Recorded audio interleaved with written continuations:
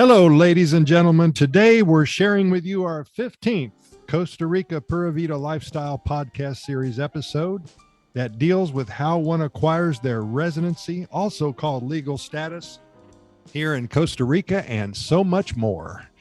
It is a very important and involved process from beginning to end.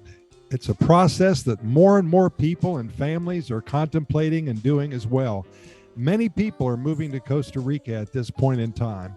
There's so much unrest, seems to be a lot of uncertainty and much stress in the lives of many all over the world. And Costa Rica seems to be that Pura Vida lifestyle oasis.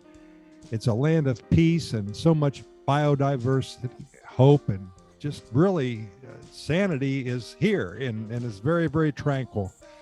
Today and throughout the coming weeks, I will be spending some time with Kevin McNamee, who is the representative for Costa Rica Immigration and Moving Experts.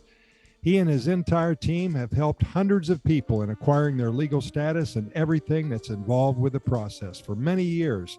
He's an expert and a professional, and he is a true perfectionist when it comes to his business, and I'm so happy to have him here with us today.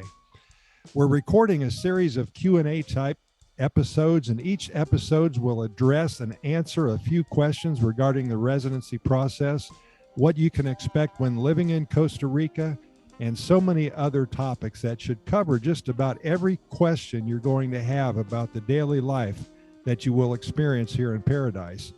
You're going to learn about how to begin the residency process, how the procedure works, the time frames, and so much more. And more important, you're going to meet a new friend in Kevin who will indeed have your best interest at hand when you allow him to work hard for you.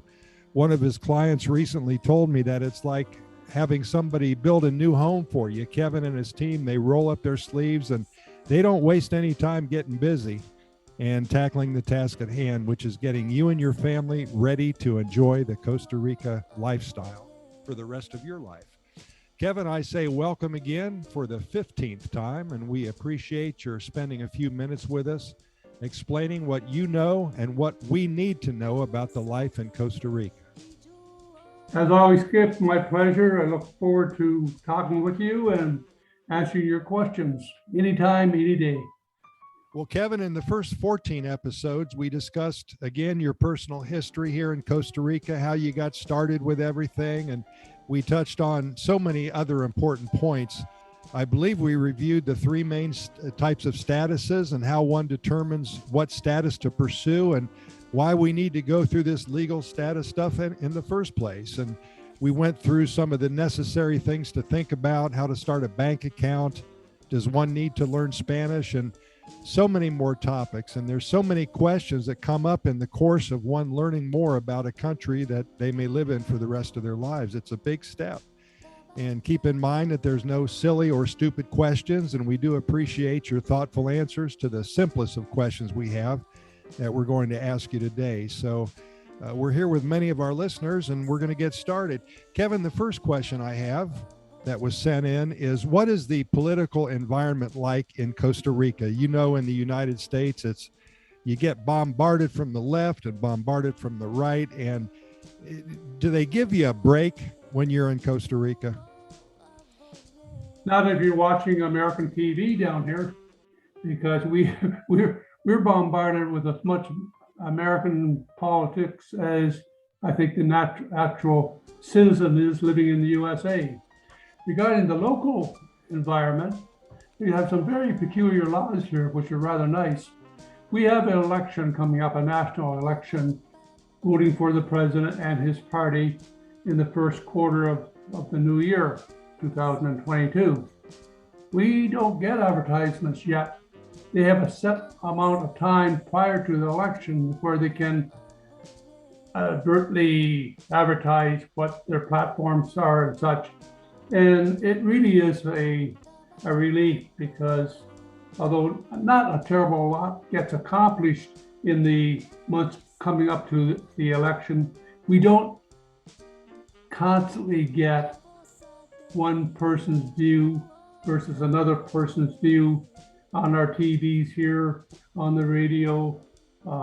Posters, I'm starting to see some posters for certain parties here, but it's not is not the horrendous bombardment that we get or you get in the U.S. and we get down here watching the U.S. channels. Sure. Well, anything that would take me away from all of the terrible left and right fighting, gosh, that would sound just so nice to me.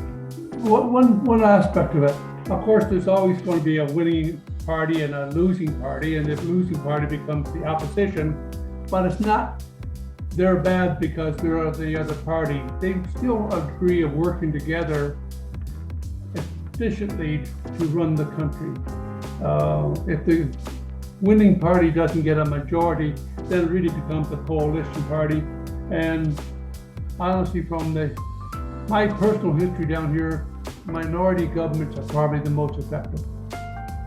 Much like a coalition government is during a wartime. It's all pulling the cart in the same direction, not what you're doing by tearing apart each other, as certain countries to the north are known to do.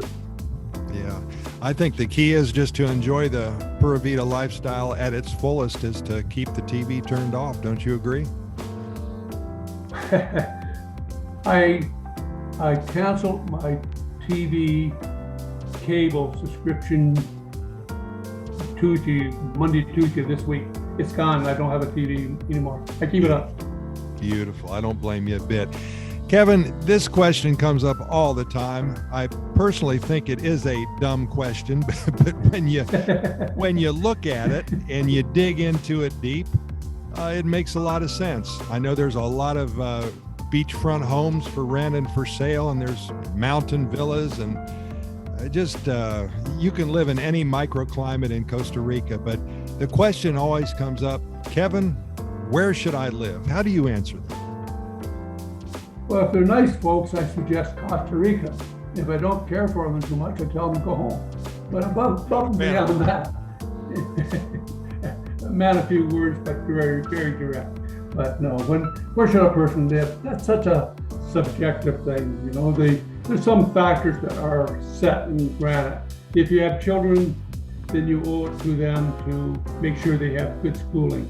So you don't want to go back to a backwater town or where there's, 20 years behind and things, and literally a one-room schoolhouse type thing. You want to, with kids, and as typically parents want to offer the best education they can. That's a big factor.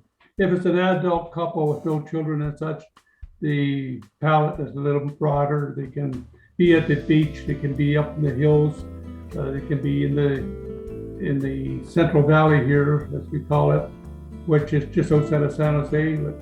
I happen to live in Santa Ana, which is a suburb of Escazú, which is a suburb of San Jose. I'm 15 minutes from downtown San Jose on a good day, hour and a half, 2 hours away on a bad Friday night, coming home in a rainstorm. But traffic is alive and well and moving slowly on busy days. But it's a personal call. There is no one place for everybody, or we all would be living there and the rest of the country would be without population. One thing I suggest to a lot of people I talk to when they think about moving to Costa Rica and they're considering purchasing a home, I always say, well, where do you want to live? And they say, I don't know. And my suggestion is just to rent maybe a couple months here and a couple months there, and try to find some place that you feel really comfortable with, and see if that goes for a while for you. It's a personal call, Skip. Yeah, exactly. It's personal. Exactly. Why is Costa Rica such a popular relocation destination? I know we've answered this question throughout the past 14 episodes, but can you sum it up? I finally came to the conclusion that it became popular just after I moved here. That makes sense. And I take full credit for the booming tourist business that they have here, and the popularity as a vacation and or permanent home. A lot of people say it's so far. We call it not offshore, we call it near shore. And that's just a play in words. But the fact is, a couple hours you're sitting in Miami, 4 or 5 hours you're sitting in New York City. I mean, the days of, well, I wonder if the Ox team is going to make it all the way to point B. If there's a isolation factor, it's between your ears. It's not real anymore. There's not too many places in the world you couldn't be within 24 hours. Yeah. So it's not, and again, it's so much from the old, I'll use the expression, being a salesman and talking to people who are considering coming to Costa Rica. We always ask one question, well, a rhetorical question, in a sense, are you leaving your home country or are you coming to Costa Rica? And I watch very closely their reaction. And particularly if a wife says one thing and the husband says the other, there's a pretty good chance that they won't be moving. It's just simple put. But if they're both saying, oh, we're tired of the same old 6 months of snow and 3 months of bad sledding. And it's just, its weather factor is attractive here, not so attractive in so many places around the world. I'm thinking North America in particular. But, winter's winter, but as you get older, the bones don't take to the cold that they used to be as when you're a 7-year-old kid. It makes a lot of sense. And like you said, I believe it's 2 hours and 45 minutes from San Jose to Fort Lauderdale, Miami. And there's a lot of cities all around the United States now that have direct flights right into Liberia and San Jose. So you're right. Very easy to get there. Very easy to come back. Kevin, will I have access to modern convenience? Will I have access to modern conveniences when I'm in Costa Rica living? Certainly. There's not too much that we are missing here in Costa Rica. They have high-speed fiber optics pretty well throughout the country now. That's been a big rush thanks to the government here, seeing that they have plans for developing away from the hub of the country, which is San Jose. They're encouraging businesses into new areas. With the new businesses come new people, and the new people demand modern conveniences, and we have it. There's, like I say, there's very little that we can't get, or that we don't have the expertise to have installed here. Costa Rica's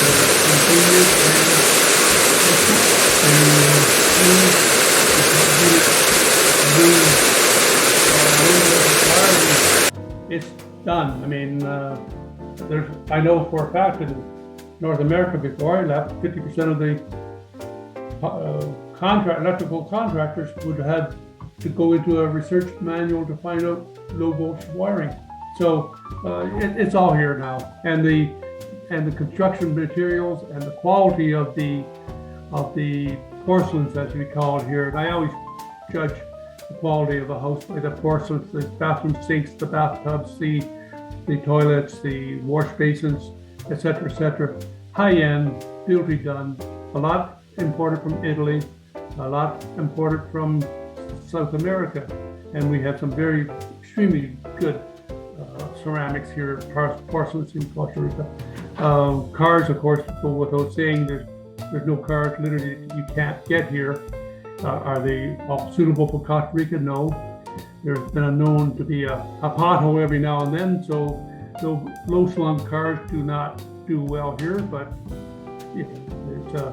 it's a third world country, which nobody can ever explain to me what a third world country really is. But the fact is, we do have potholes in the roads, nothing like before, but they happen. We have torrential rains for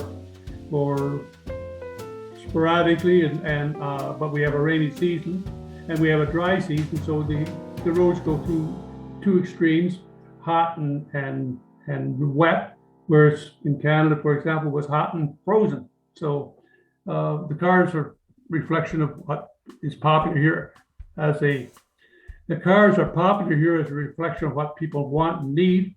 And food, again, anything's available. Restaurants, for some reason, Costa Rica has a bad reputation of the food being bland.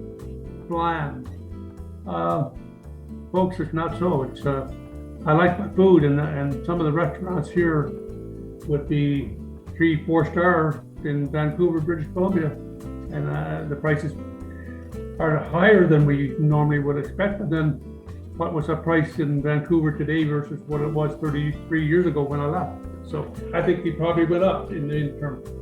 So everything's available.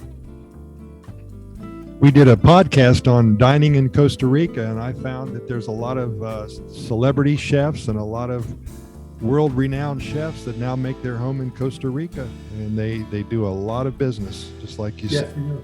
It's incredible. Kevin, we thank you very much. It's been a pleasure. We have episode number 14 under our belt, and we have posted Kevin's contact information and his website address in the program notes associated with this specific episode, and we urge you to follow up with him through his Contact Us page of his website. I'm also going to post today's recording of our Q&A session on his website as well.